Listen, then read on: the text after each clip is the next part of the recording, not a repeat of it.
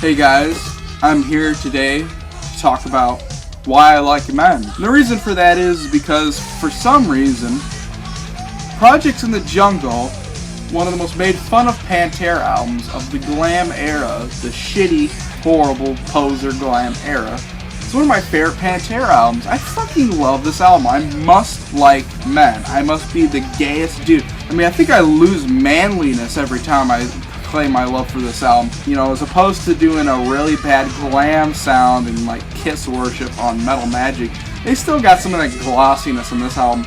This time they go for a more heavier, sometimes even groovier, more of a sleazy metal direction, sort of like, I describe it as something maybe like Guns N' Roses, but overall this album is very, very, very diverse, which is why I like it. It's not very same sounding like every song on Metal Magic, or even to a lesser extent I Am the Night.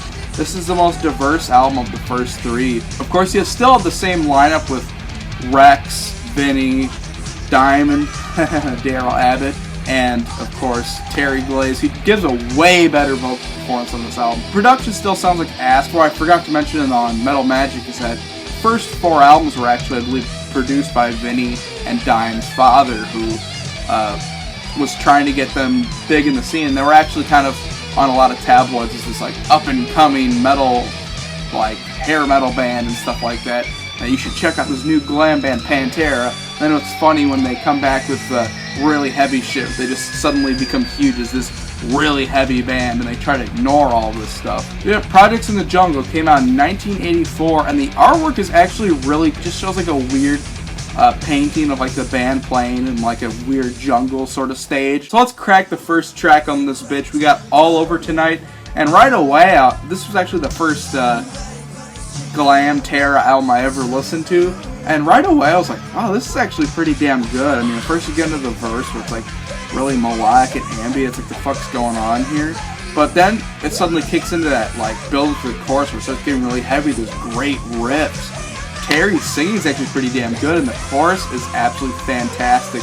And especially starting on this album, you had moments of Dime shining everywhere with his incredible Randy Rhoads style guitar playing, mixed in with his really cool bluesy style and his pinch harmonics and whammy bar jackoffery. There's just so much great playing to him. Then we get an even better song, Out for Blood, which has a really great groove to it. It kind of sounds sleazy and hair metal-y, but it's delivered in such a great way. The riffs are incredible, the pacing is really fast, and it just kind of feels a bit like speed metal in a way. And the singing from Terry actually works in the song. His high notes are absolutely incredible, and just the whole performance from the band on the song is just such a step up over Metal Magic. It's incredible. One of the best songs of the whole album. It's really heavy and groovy. Then we have one of the first Dimebag solo pieces that are across a lot of the early albums. We have Blue Light Turning Red, or Red Light Turning Blue, something like that. And it's just a guitar solo from him. Once again, kind of explain that Randy Rhoads type of worship. I think this might be a live recording, but I'm not sure. But it sounds a lot like stuff Randy Rhoads would do, especially with like that forgotten track RR, which was just him going absolutely apeshit in the studio. This is very similar and has a lot of incredible pentatonic scales and great riffing, very similar to Randy Rhoads. An incredible track showing off just how good the guy is. A lot of people complain that like Dimebag is just the whammy bar, he's just the pinch harmonic, his tone is horrible, he's not a great player at all, like the solo on Walk is shit, why is he such a great overrated player and shit. But honestly, it's shit like this, and even shit later down the road, he has incredible solos and his guitar work is unparalleled. Then we have kind of a slower, I'd say one of the weaker songs of the album, but it's really melodic and more of a hair metal glammy style. I wouldn't describe it as a power ballad or anything like that, but it just kind of feels more like a glossy, poppier metal song. And I absolutely love it. I don't know what it is about it. I think it's just Terry Glaze's singing. He sounds really great, especially on that chorus where like the way he's singing over the melodic riffs that Dime conjured. It's just so beautiful and catchy. Speaking of power ballads, we have the first one on the album, In Over My Head, which just starts incredibly with a really great melodic riff that has incredible synthesizer work everywhere.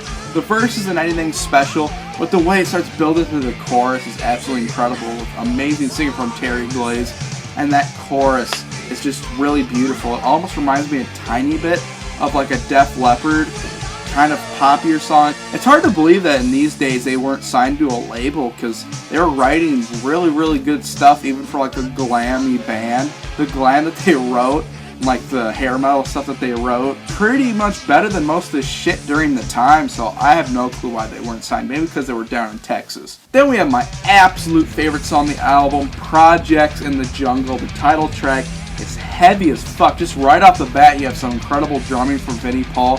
It just kicks into like one of the most heavy Pantera riffs ever.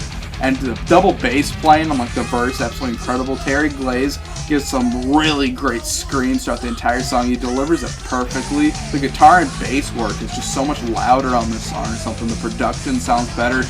And this is one of the songs that just sound like later Pantera, something like Cowboys from Hell, like the song Primal Concrete Sledgehammer to kind of describe it sounding like that. It has this really great groovy, sort of tumbly vibe throughout the entire song. It's easily the highlight of the album. Then we have one of the lesser good songs in the album, probably my second least favorite, called Heavy Metal Rules. It has some good riffs, but it feels kind of just like it's slow, kind of boring, like trying to be like a hit rockin' anthem song. But I gotta say, the build up to the chorus is actually really cool, and I do like the chorus and the riff in there. It sounds a lot like a Judas Priest type of song, and I do enjoy it even though it is a weaker song. Then we have my least favorite song on the album, Only a Heartbeat Away. Just never a big fan of this one. It has some really good riffs and all, and some melodic playing, but it's just Terry Glaze kind of ruins it, especially in the chorus. The backing vocals and everything just sound like absolute ass. This time it sounds like Def Leppard done badly. Then we have another fantastic song called Killers, which is really heavy, very speed metal playing. The riffs in here are absolutely incredible. It shows off kind of some later dime style, some great pinch harmonics and whammy bar riffs. It just sounds absolutely incredible. And I love the way Terry Glaze sings the chorus where he yells like, "Killers running loose," and it kind of sounds like his voice trails on like a car. Taking My Life is like the most glossy song that they've ever written. It sounds just like a straight up pop song, kind of like Shot in the Dark by Ozzy Osbourne, where there's not much metal at all in there. If any, it just sounds like a straight up 80s pop song. I don't know what the fuck it is, but I mean, I love it. I mean, a good song's a good song. I don't care if it's pop or not. I mean, fuck. As gay as it sounds, I like Justin Timberlake and Michael Jackson, shit like that. Good music's good music, I don't care. And this song is good music. It's so well written, I don't know how to explain it. Like I said, I just don't get how they weren't like on a label at this time, especially with a song like this. This sounds like a fucking hit song that actually would be good for a hit song in the 80s instead of a shitty one like Dead or Alive by Bon Jovi, or their fucking garbage hits. And the chorus is just absolutely fantastic. The backing vocals and harmonies just sound great, and the keyboard is very prevalent throughout the song, but the keyboard work is absolutely amazing. It's just so melodic and catchy. And it is actually one of my favorite Pantera songs.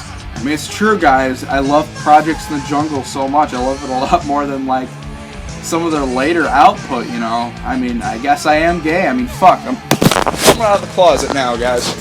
See? But, you know, I'm going to give Projects in the Jungle a 9 out of 10.